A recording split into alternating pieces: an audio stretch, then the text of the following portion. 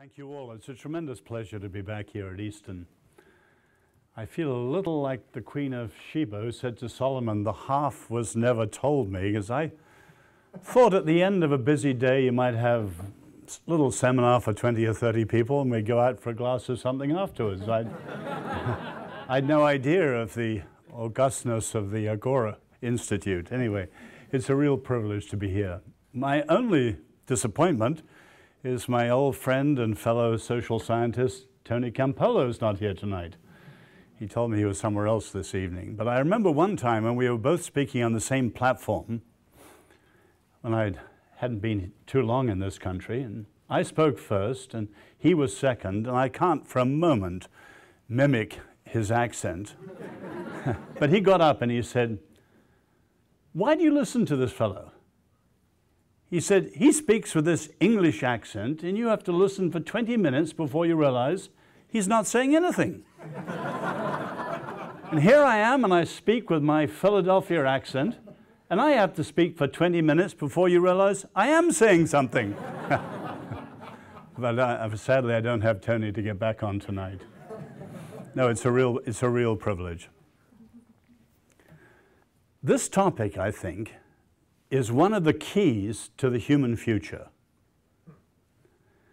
Because what we're talking about in one word would be what Roger Williams called soul freedom. Freedom of thought and conscience. And beyond any doubt, what anchors it best of all is civility, properly understood. And where above all is soul freedom and civility to be demonstrated usefully in the public square, the Agora. Now, if you think back over the last 25 years, at any moment in this time, it would be true that someone somewhere in the world was being killed in the name of religion.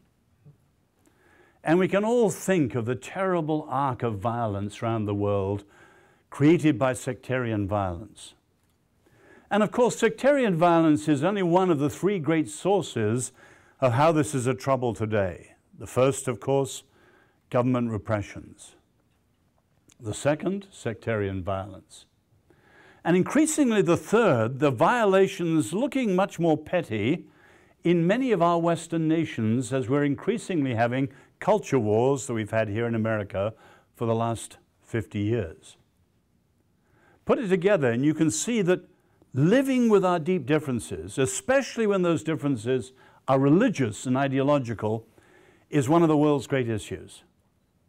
But it sounds very abstract compared with HIV/AIDS or terrorism or the nuclear proliferation. Very abstract.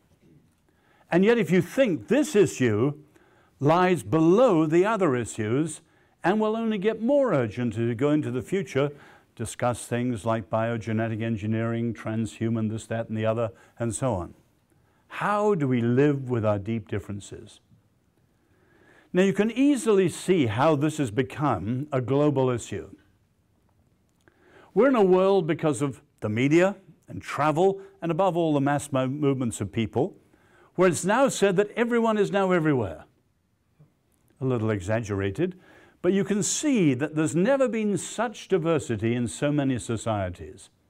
And not just a little multiplicity of private religious preferences, but entire worldviews and entire ways of life, elbow to elbow with other entire worldviews and ways of life within the same society. And this is our world. But then the urgency is added to that because you can see, secondly, that many of the traditional settlements of solving religion and public life are floundering. We take them as something that's been there forever.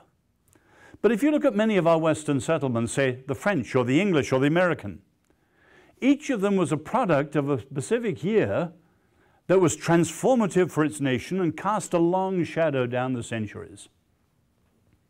So the French, 1789, you can capture their so-called laïcité when you think of the cry that was picked up from Diderot, the philosophe, and came down to the Jacobin radicals The world will never be happy until we strangle the last king with the guts of the last priest.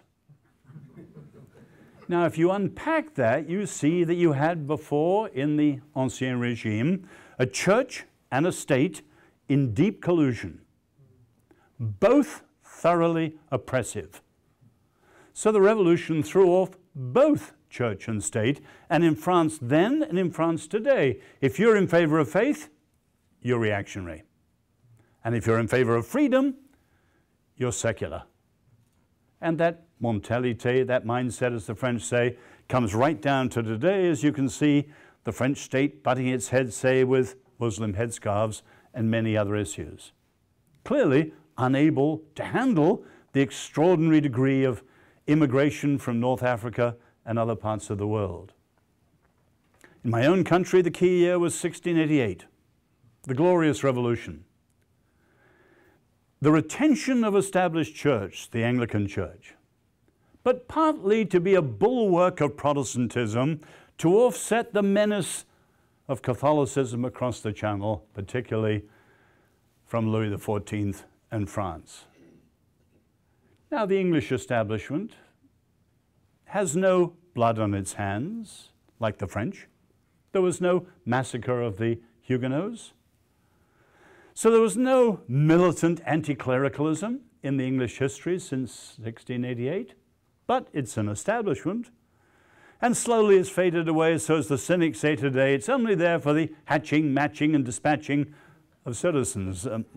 Baptize them, marry them, bury them, and so on. That's a little cynical.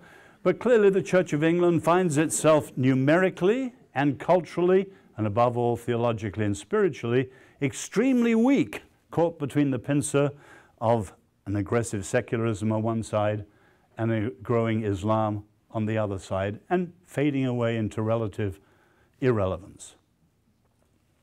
Your American settlement clearly comes from 1791 and the First Amendment. Religion disestablished, and as you all know well, flourishing not despite disestablishment, but because of it. I myself and many admirers of this country would agree with James Madison, as he put it in the Memorial and Remonstrance, that the American settlement was the true remedy for religion in public life. But you Americans can't congratulate yourself, because the last 50 years have seen an increasing deterioration in that settlement, so today it's unrecognizable. After 50 years of culture warring, set off by Madeleine Murray O'Hare's early school prayer cases, right down to the recent controversies over contraception, with all the controversies in between. Clearly, the American culture wars have made nonsense of the arrangements that the framers set up so powerfully. But there's a third factor that brings this close to home. And that is, today we're seeing the emergence of a very rudimentary, but very real, global public square. Now, if you think, going back, as RJ said, to the Greeks, we prize the agora, not just the place for goods being sold and exchanged, but the place for citizens to debate and deliberate and decide the issues of common public life. So, for the Greeks, the agora; for the Romans, the forum, it was a physical place, and always has been in some ways. So we have the Congress on Capitol Hill, we have the Parliament in Westminster, you have the French Assembly in Paris, a physical place. But you know well that the phrase public square is also a metaphor.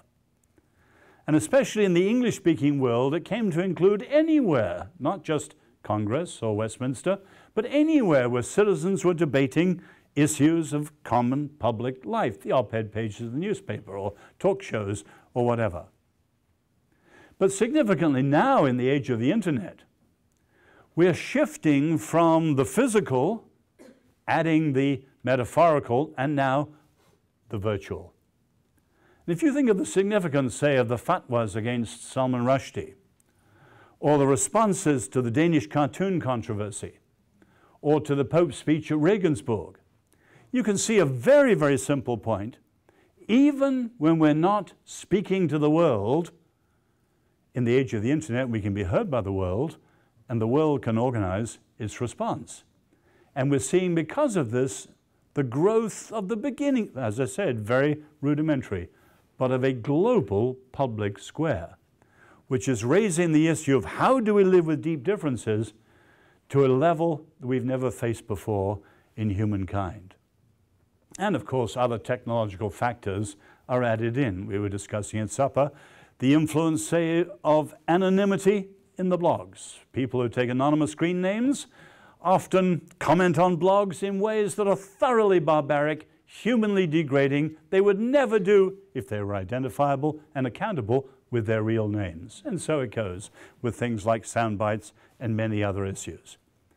We're at a stage where this question of how we live with our deep differences, especially religious differences and ideological differences, is now a grand global question. And surely, we who are called to be followers of Jesus, to know how to speak the truth with love, to forgive without any limit, to love even our enemies, we of all people should be in the forefront of contributing to the recovery of civility in our time over these crucial issues. Well, let me open this up tonight just by putting a number of very simple propositions to you. First, we need to be clear ourselves as to why soul freedom or freedom of thought and conscience is so vital. Both religion and religious liberty are under a dark cloud in educated circles today. Think of three very simple reasons why religious freedom is in fact primary and precious. Now, I don't mean just to say this to you tonight, but to challenge each of us to be able to make these arguments out in the public square where clearly this is not appreciated. The first is that for the framers rightly, religious liberty was logically and historically the first liberty. We're told again and again today it's invidious to have a hierarchy of rights, and that's true. But the framers understood well that each of the three core freedoms, freedom of conscience, freedom of speech, and freedom of assembly, were interlocking and inseparable. And as you see the relationships between them, soul freedom, freedom of thought and conscience is the first liberty. Freedom of assembly is, of course, crucial, but it assumes and requires freedom of speech. You don't want to get together with people just to talk about something trivial, although that too is protected, but to talk about something that matters because you want to speak freely about it. But equally, freedom of speech assumes and requires freedom of conscience. We're not speaking out about anything, but above all those things of which we are convinced because we are bound by the dictates of conscience. And as many point out today, there's a huge difference in modern American freedom of choice, where we are sovereign choosers, and freedom of conscience, where we are subjects because we are bound, and as Martin Luther said, I can do no other, and therefore conscience is respected. Now, we need to make that argument today at a time when I've heard people argue that religious liberty is liberty of the religious. Religious liberty in the religious liberty clauses is like the appendix in the body. We can lose an appendix easily and live happily, and the same with this. It's a constitutional redundancy. No, we need to say, of the three basic core freedoms and rights, soul freedom, as Roger Williams put it, soul freedom, freedom of thought and conscience is the first liberty. You can see in the recent discussion of the contraception issues in the last few weeks how many people who are secular and liberal simply were totally ignorant, not necessarily opposed, completely ignorant of American history. And Andy and I were discussing at supper how many in the administration now are talking about freedom of worship, as if that was the same as freedom of conscience. No. Any tyrant can recognize freedom of worship, and you can practice freedom of worship in your heart in the worst cell that a tyrant could provide for you. But in the Virginia Declaration that was mentioned tonight, young Madison, 23 years old and shy, persuaded them to change George Mason's words toleration, coming from John Locke, and put in the two new words, free exercise. That is freedom, and that is very different from freedom of worship. The second reason why it's important is that freedom of conscience underlies civil society. We're told by Christopher Hitchens and his ilk that religion poisons everything. But anyone who looks at it fairly realizes that's simply not so. And many of the greatest contributions to human justice in all sorts of areas come from faith when it is free to act into what we now call civil society. And you know the discussion that between citizens at the individual level and the government at the top level, a society is healthy if there is a thick layering of organizations in which citizens can volunteer and engage and participate and give. There is a healthy civil society. But everything shows it's when people are free to do that that that flourishes above all. In other words, the equivalent of demonopolization in business and what we call a level playing field in business is disestablishment in religion and freedom of conscience for all. So every faith community stands on its own feet, and depending on its own vision, its own enterprise, and its own sacrifice, and its own generosity, it has the freedom to enter and engage and make the difference that it wants to do, and you have a healthy, flourishing civil society. The third reason why religious freedom is so important is one of the keys, rightly handled, to social harmony. I was born in China, as was mentioned. The current president of China, not the one now visiting, the current president, Hu Jintao, often speaks fondly and ardently of what he calls a harmonious society. But when I'm at, say, the Chinese Academy of Social Sciences in Shanghai or Beijing, I say that is no big deal. China has extraordinary diversity and extraordinary relative harmony. It's no big deal because that's just a silent argument for authoritarian coercion. In other words, diversity plus coercion, and you get harmony. The real challenge is to have diversity with liberty and still achieve harmony. And probably of any great country, America has come closer to that than any nation in history. Now, you yawn as Americans because you're so used to it. But in many ways, you can come as a foreigner and see what this country has done at its best. And I know the egregious violations, including the riots here in Philadelphia in the 1830s. I know the violations in the egregious blind spots. But having said that, by and large, this country has brought together two things that rarely go together. On the one hand, strong religious convictions, and on the other hand, strong political civility. Now, one or the other is easy. I grew up in post-war Western Europe. Any of you visited in those years before the late 70s and the explosion of immigration from South Asia, North Africa, and so on, you'll know that Europe in that time was remarkably civil about religion, with only one exception, Ulster. Remarkably civil. But anyone in Europe would say no big deal. There wasn't much religion to be uncivil about.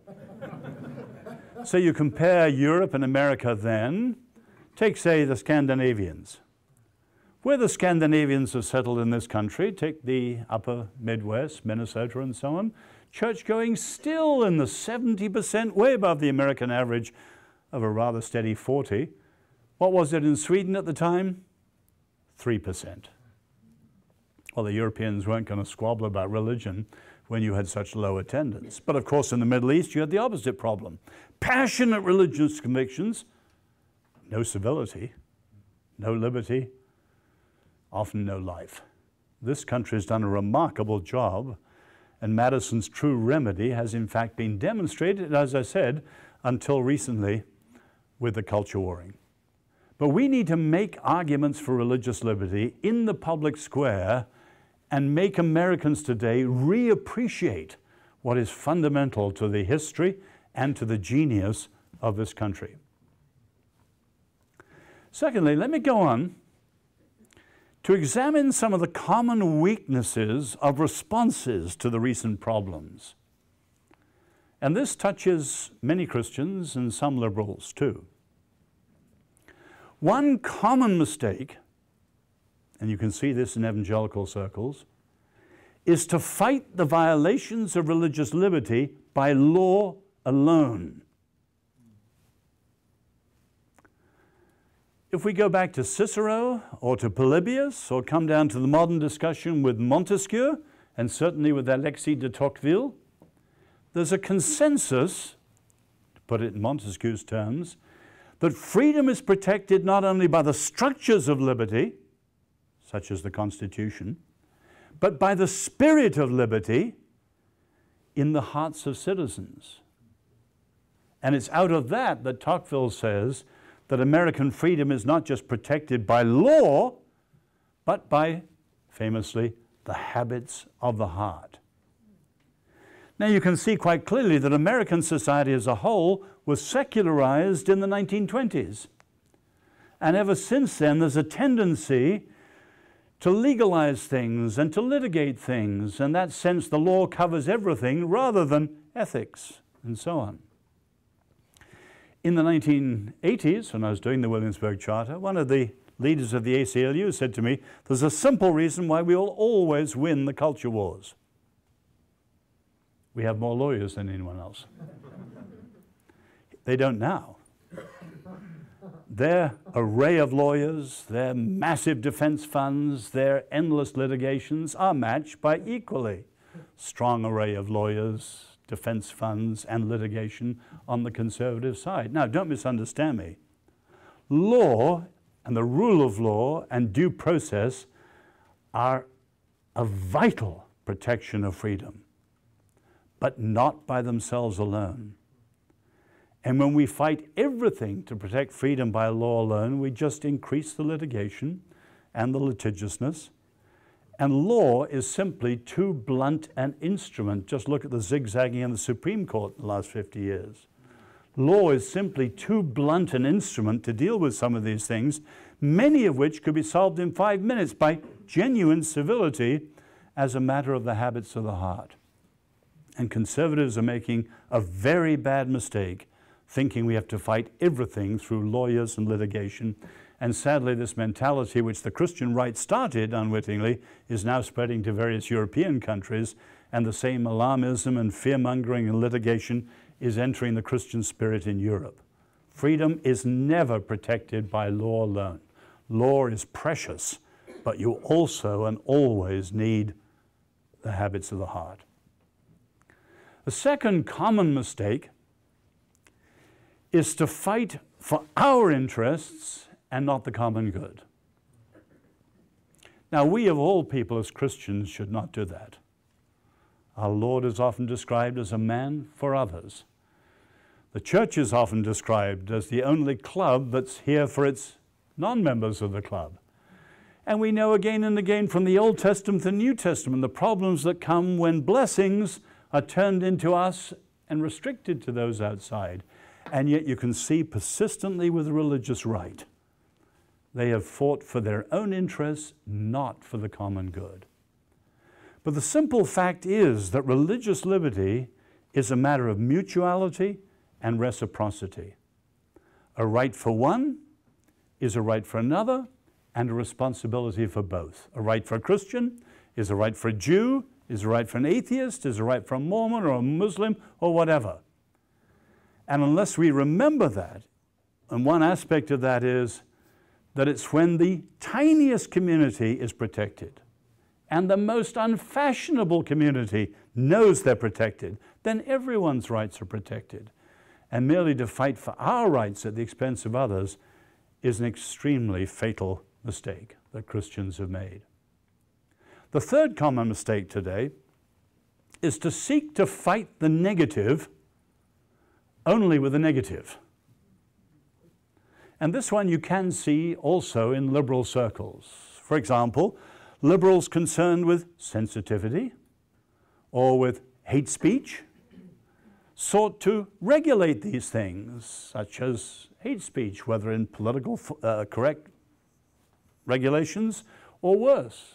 And this is why Muslims, of course, liberals, of course, were so open to Muslims who came in and wanted laws against defamation and insult and blasphemy and apostasy and so on. And you can see in issues like that, as well as their common dislike of conversion, you can see how liberals and Muslims have this curious alliance at various points, but in ways that they're now seeing become illiberal. Take, for instance, the current so-called phobiaization. So I don't like your speech, so I describe you as suffering from one phobia or another, and I can silence you that way. So gays have picked this up, and everyone who disagrees is a homophobe. Now the Muslims have picked this up, and everyone who disagrees with them is an Islamophobe. And sadly, some Christians have been tempted to say, yes, with this culture war on Christians in this country and this general assault on Christians worldwide, which is true, we should play the so-called Christophobe card. And you can see Christians calling that absolutely disastrous. All it does is to silence the debate, and especially muscle making of points that are absolutely necessary to be made. And we need to challenge. The end result is highly illiberal, even when it's done by liberals. And as I said, they're playing into the hands of Muslims. Now, when Muslims do this, let's be very clear, they are deliberately, in many cases, trying to disembowel the heart of universal human rights. Freedom of conscience is a protection of believers. It is not a protection of beliefs.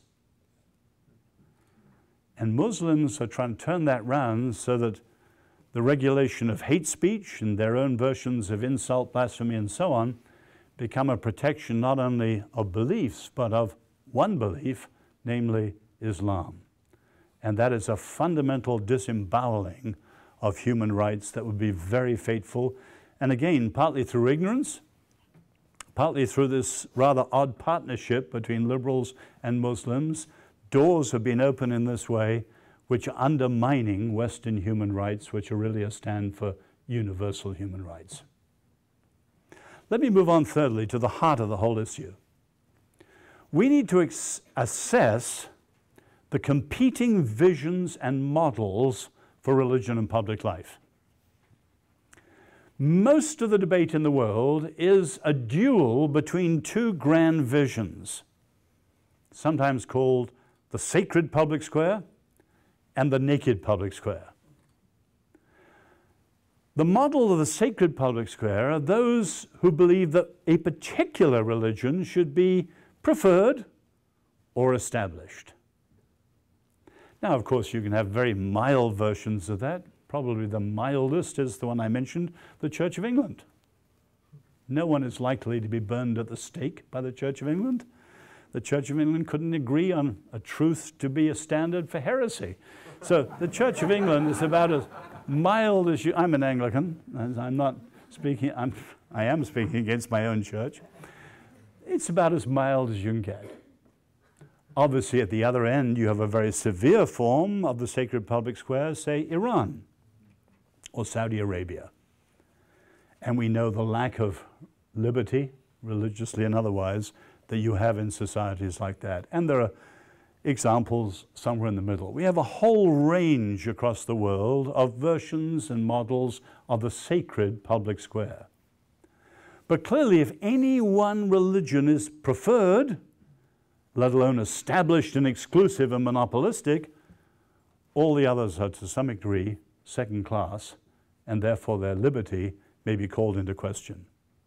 In other words, at some point, that model becomes unjust and unworkable. The other extreme, and again we have a whole range of variations, is the naked public square. Probably what the ACLU would like and Americans United would like is a relatively mild version of it. It's certainly not nearly as draconian as, say, the French laïcité. And that, of course, is positively genial and hospitable compared with the Chinese People's Republic. A whole range of models, and to put it mildly again, in the diversity of today's world, those models inevitably will be unjust and unworkable because they don't do full justice to the diversity we have in the world. The way forward, many of us think, is through what's called a civil public square. What does that mean?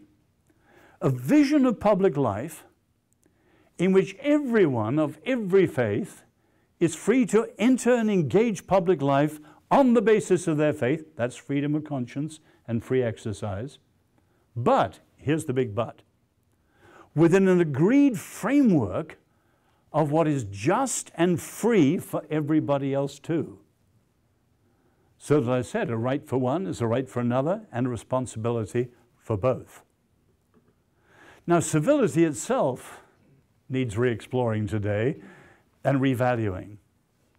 And let me be clear about some of the common misunderstandings which are just as common in Christian circles as they are in wider circles.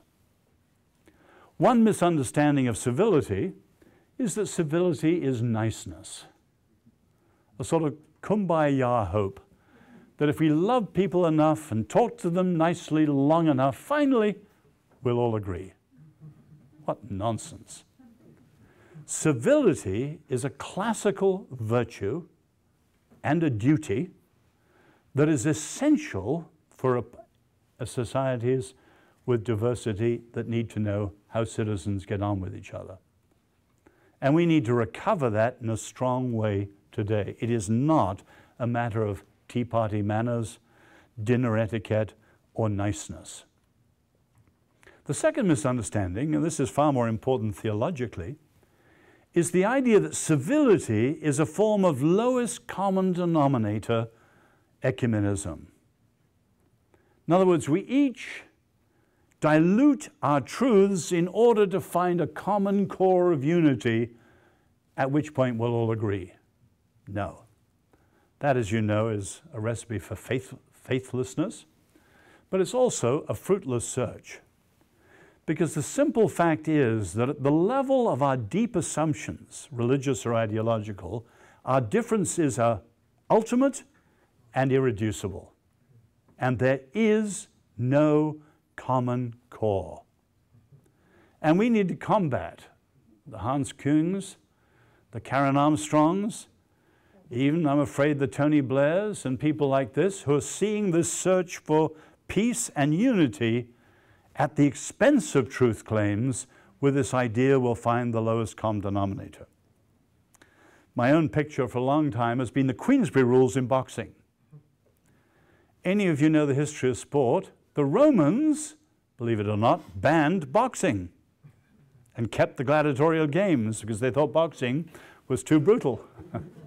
Well, anyway, they did, but it was pretty brutal. If you look at the London prize fights or the Colorado bare-knuckle fights, you see sometimes they fought for 100 rounds over a heath, and one or other of the fighters died at the end of it.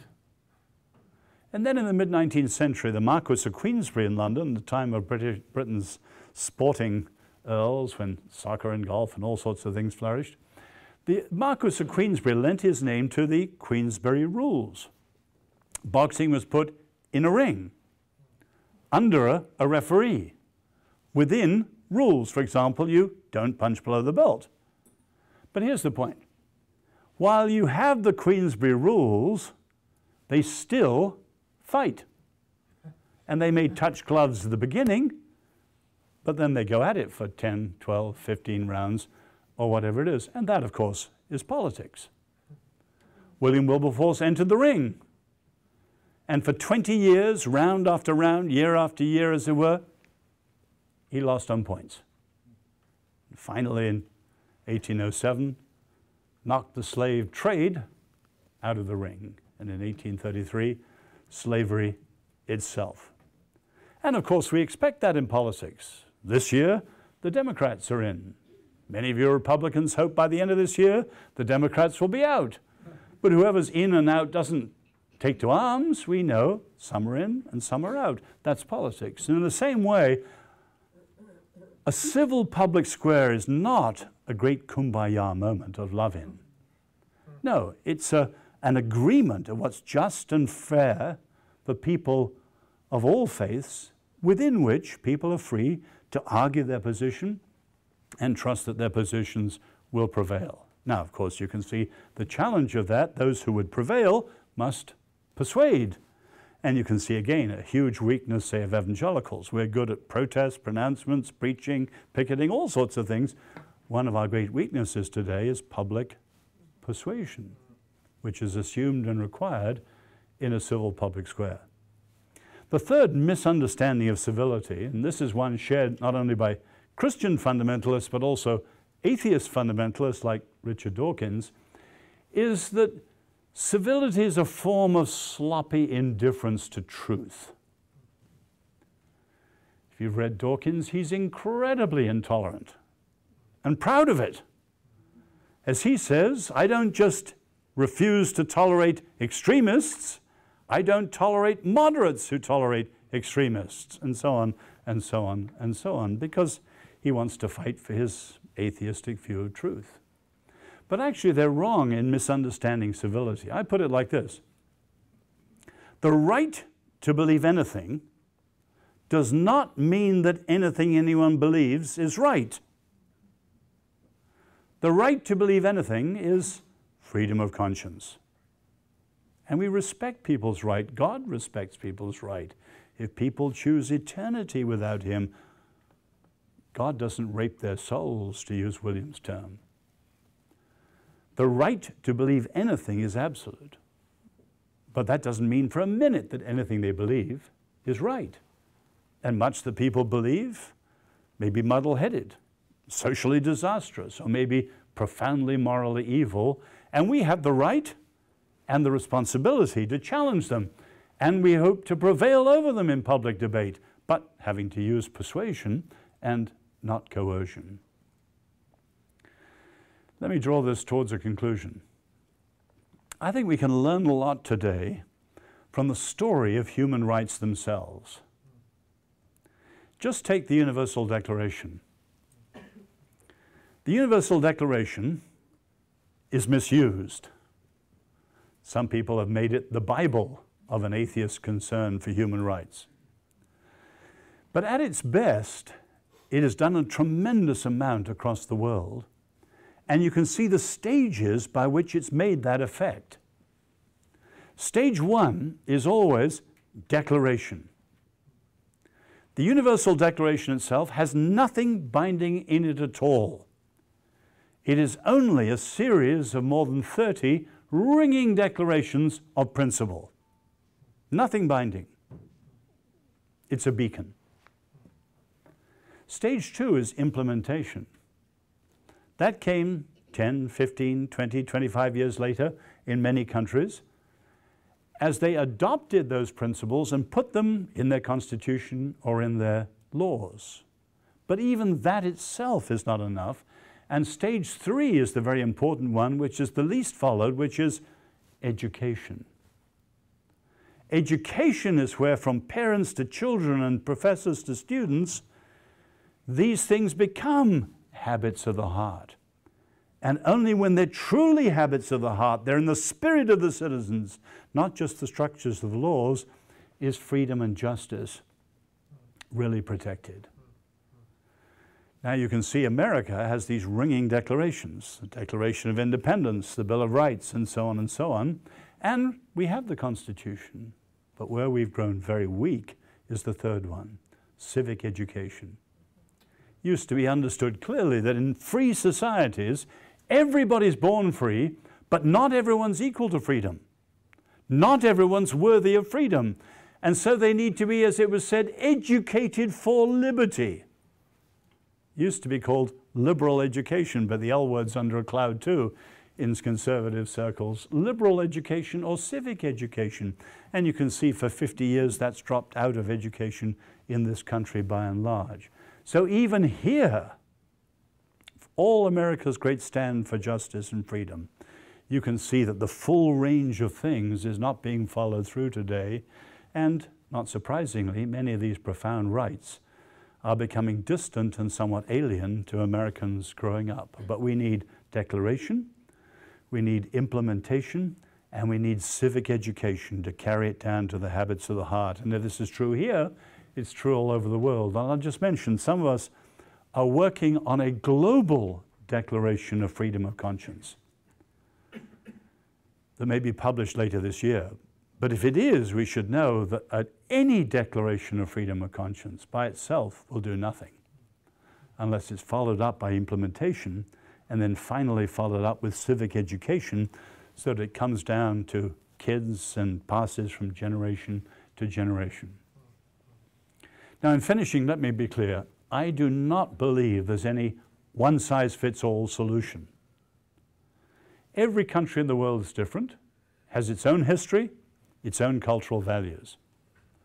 But my own suggestion is that countries, for all their differences, and the differences are shaped by history and other things, for all their differences should be challenged to expand the sphere within their settlement in which the three core freedoms of conscience, of speech, and of assembly are expanded and expanded for people of all faiths and no faith.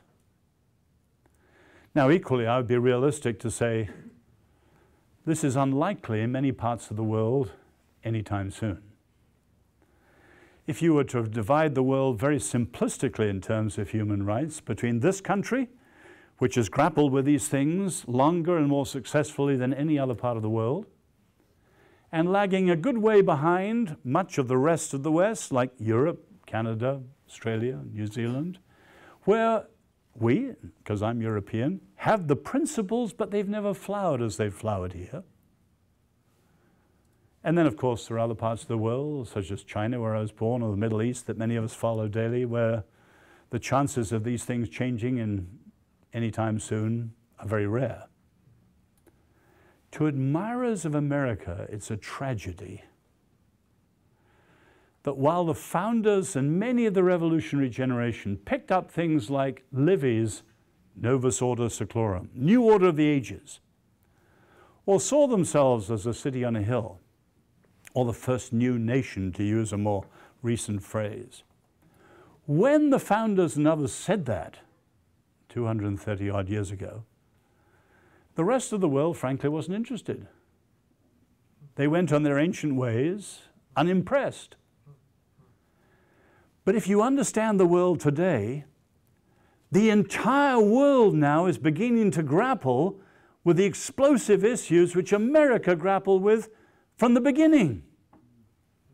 Massive immigration, exploding diversity, etc., etc., etc. And at the very moment that America is more relevant than ever to the world, America's gone AWOL and is just fighting its culture wars. And I know Europeans who said, I suddenly realized what the American experiment's about, and then I look at what they're doing. No better than we are. Tocqueville, whom you of course love because he wrote Democracy in America as a gigantic poem of praise to this country. But you know Tocqueville wrote the book in French for Frenchmen, not to Americans. He was a grand admirer of this country, and he was a very disappointed lover of his own revolution. And all his writings, right down to old age, he's exploring and explaining and contrasting and comparing the two. But he had, towards the end of his life, a wonderful little sentence always intrigued me. Tocqueville says, thinking of the American and the French revolutions, with a revolution, as with a novel, the hardest part to invent is the ending.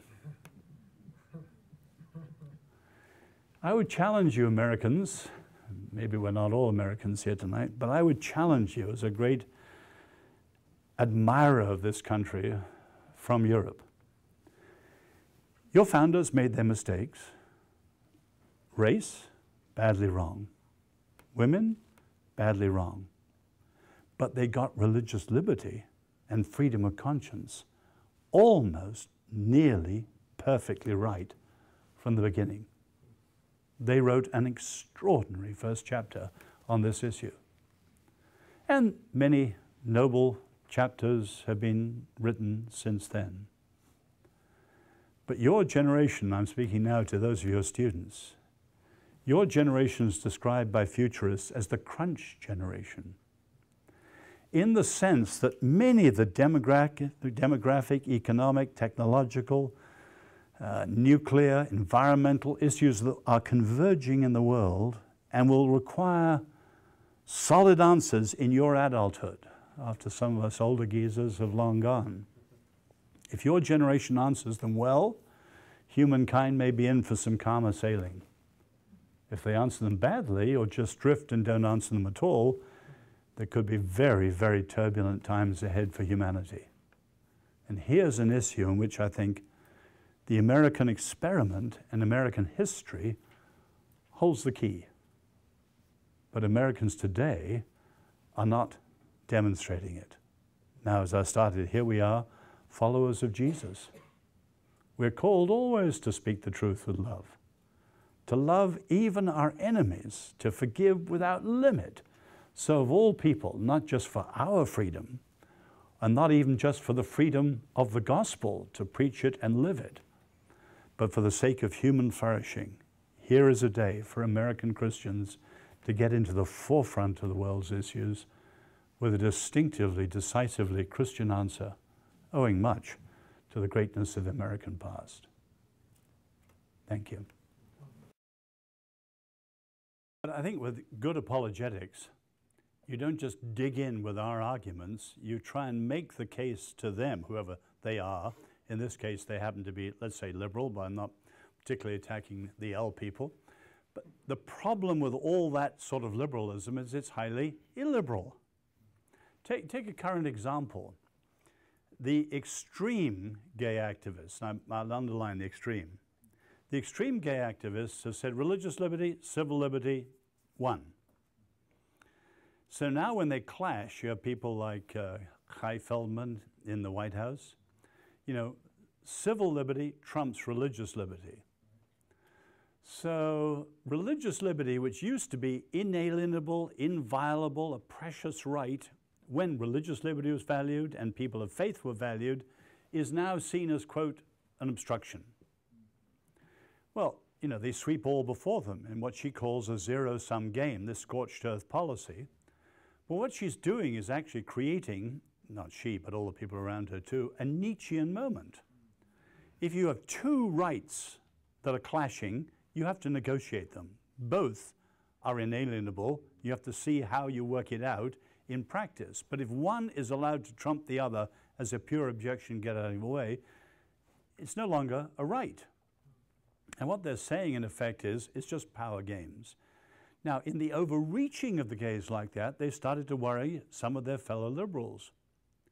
Now, in the same way in what you're talking about, it's interesting that while Europe is very secular and America is much more religious, or maybe it's partly because of that, the new cracks in the ice in the university worlds are coming from Europe. And the equivalent of John Rawls, who's been so influential in this country, is in Europe, Jürgen Habermas. Habermas argues strongly now that to deny any religious voice is illiberal. And he's saying this to his fellow atheist liberals. Now, we've got to make those sort of arguments. Now, it's not defend our right to get in there. You prize open debate. You prize freedom. You prize liberality and press them back to see as liberals they're not actually being liberal. Now, when it's a question of, well, who else do you want to speak? Well, we're happy to say something too. But I think that's good apologetics, rather than just sort of a defensive blitzkrieg because they're attacking us. I mean, I've sometimes been at Harvard. I laugh. I have more freedom to speak at the Chinese Academy of Social Sciences or Beida University in Beijing or Fudan in Shanghai than I would at Harvard. Chinese are remarkably open, talking about faith and all these things quite openly in the university situation, rather than Harvard. So I know what you're saying. But turn the arguments back on them. They're being illiberal as liberals. And they do, most of them, prize their liberality. Put another way, the key to talking to the extremists, like the gays, is their overreach. My friend and mentor is Peter Berger. Peter doesn't actually like apologetics. He's open about that. He takes the kind of Barthian view that it's not a thing to do.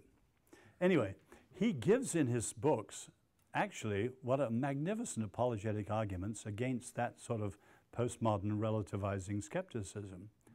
And Peter says there are two ways you approach it. When I started to think about them, they're actually both like profoundly biblical. There's a negative way and a positive way. The negative way is what he says, relativize the relativizers.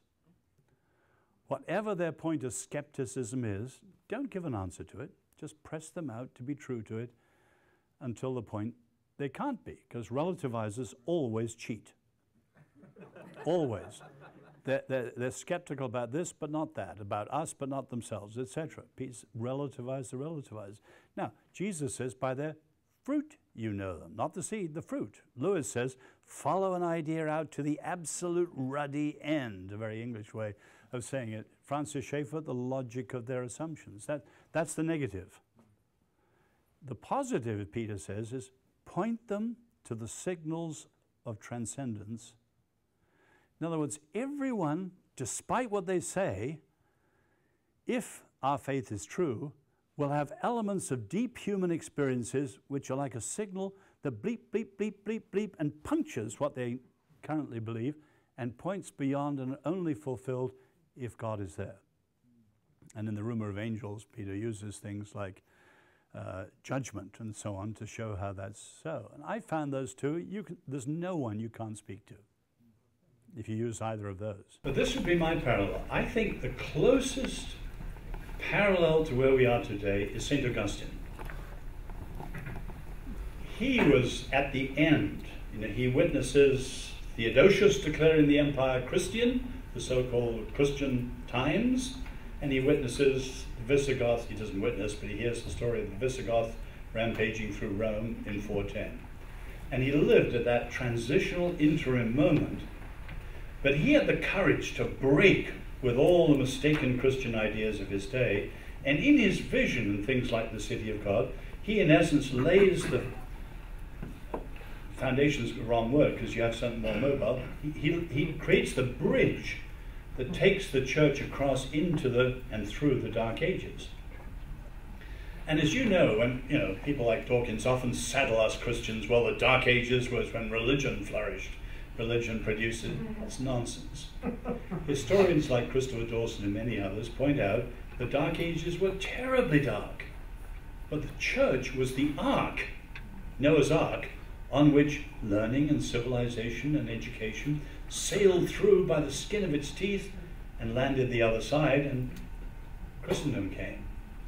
So that's what I would see. You are so laying the core essentials of faith and humanity and growth and thinking and all these things, that whether people have technology or not, say you had the second Dark Ages in the most remarkable time, you would be giving your people enough to carry them through the darkest hours. That's what I think you should be thinking of. Personally, I'm not apocalyptic, and I'm very skeptical about the futurists. Futurism is a quack science. All they do is take the extreme things of today and project them. I'm currently reading George Friedman's The Next 100 Years. How does he know? He doesn't know any more than I do. So I'm very wary of some of that stuff. But we look at that, the Pollyannas, the Dark Ages, apocalyptic, and we're faithful today. But the question is, are we giving our children the heart of the gospel and the heart of the business, so that whether it's boom times or disaster, they have it, and they can sail through that next time safely and strongly? That's, I think, the question. Now, as I understand Augustine, obviously he takes our Lord, we're in the world but not of the world. The city of God, the city of man, etc., etc. It sort of struck me, terribly easy to say. We're in, not of. We're not conformed, we're transformed. We're against the world, for the world. And you can roll off with all these things. You know, we plunder the Egyptian gold, we don't set up the golden calf. We all know these things, they all make nice verbal play. But obviously the key thing is to say at any particular moment, is the word decisive or the world? Is the Spirit of God decisive or the spirit of the age? And my sadness in much of the Christian circles today, you can find Christians who smell a humanist at 100 yards. You know, their noses have been conscientized to humanists. Like, they couldn't describe the consumerist society and its implications for capitalism, let alone for the gospel. And I think we're going to have people have the courage to look at every defining feature of our advanced modern society and strip it down before the Lord, and then say, yes, to resist it, we've got to recognize it, and we're in it but not of it, and that's what you're passing on to your students, the next generation. I'm sure you're doing a magnificent job. Persuasion. That's a huge topic. So, butting heads is ideas, but most of the persuasion when people are closed is much more humble, creative, subversive, and not like this. I'd love to see someone do a sociology of all the current debates, say with Christopher Hitchens, the late Christopher Hitchens, or Richard Dawkins, or A.C. Grayling, or Sam Harris, how effective they've been. Because in many of them, increasingly, Christians are winning the argument with blitzkrieg-type battering ram approaches and losing the audiences. Or people are just coming out unchanged, for what I've seen in parts of Europe and over here. Now, that can be debated, but that's that style. I don't think it's very good apologetics. Our Lord, take some of the subversive approaches to persuasion you have in the Scripture. In other words, when people are closed, indifferent, hostile, whatever, there's a switch from propositions and statements to questions, to parables, to dramatic ploys, to reframing techniques. Now, Kierkegaard, who explores a lot of this, he says we've got to have a humble apologetics, and here's two pictures of it. One is a midwife. Now, the Lord is bringing people to birth through the power of the Spirit. We are mere midwives, not us. The other is what he says, I'm a dramatic prompter. You know, people know the play, they've just forgotten a line or two, and you're just putting words back in to get them thinking along, and so on. And his approach is humble like that, and that's what the best Christian persuasion is. Not us pronouncing things that are better arguments than them and browbeating them. No, that isn't persuasive. So you take, I had dinner a number of years ago with the guy who founded MTV, obviously an extremely astute in knowing how to quote, persuade, if not more, teenage opinion. And, you know, he said to some of us, the pro-life movement lacks persuasion. Picketing, pronouncements, all that, there's no persuasion. He said if they'd all been persuasive, and he mentioned the Tomas television ads of the time, they would have won the debate long ago. Well, the same is true now, say, of traditional marriage and same-sex marriage. We can't say the Bible says, or use many of the arguments Christians are using. We've got to know how to couch those arguments in persuasive ways that are atheist arguments to atheists. That's Paul, and the Jew to the Jews, Gentile to Gentiles, all things to all people, to win them to Christ. We've got to relearn Christian persuasion. Thank you. It's a tremendous privilege to be with you.